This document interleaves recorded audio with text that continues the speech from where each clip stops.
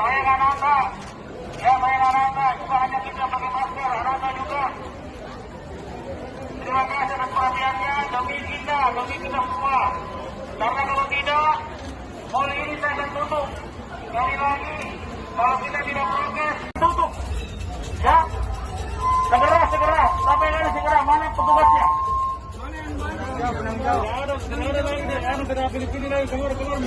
Oke. Kita butuh kebangkitan ekonomi, tetapi protokol kesehatan nomor 1.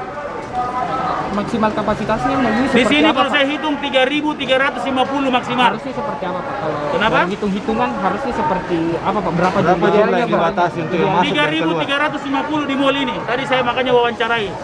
Ya, ini kan mereka belum ada pengetahuan seperti itu. Memang kami baru mempersiapkan, tetapi kebutuhan lapangan sudah mendesak untuk dibuat untuk protokol pintu masuk. Kalau sesuai protokol COVID berapa, Pak, harusnya di mall ini, Pak? Kalau Satu tinen 5. Kalau kita lihat tinen begini 5, kita lihat ini 5, itu cukup memadai. Maka kalau ada 675 tinen, maka sekitar 3.350 maksimal, tidak boleh lewat.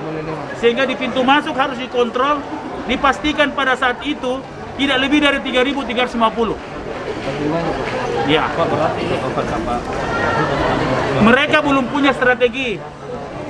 Tapi mereka mestinya sudah taat dengan surat edaran bahwa protokolnya di sana. Tapi mereka tidak tahu membuat apa.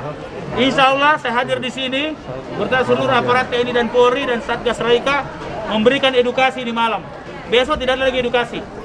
Ya, karena kita sudah punya komitmen bahwa mall ini maksimal 3.350 orang. Kita yang pertama, setiap tenan kan ada 670 tenan ya. Tadi laporannya kata 670 tenan ini wajib mereka memasang satu orang di setiap pintu tenan. Gunanya apa? Yang pertama itu mengecek progresnya. Sekalipun anak kecil, karena anak kecil tadi banyak yang tidak digunakan. Yang kedua, membatasi orang masuk. Kalau satu tenan yang kecil, itu diestimasikan hanya 5 orang. Iya. Hanya tadi kita hitung, itu kalau dia 670 semua buka, maka kapasitas yang bisa masuk itu 3.350 orang.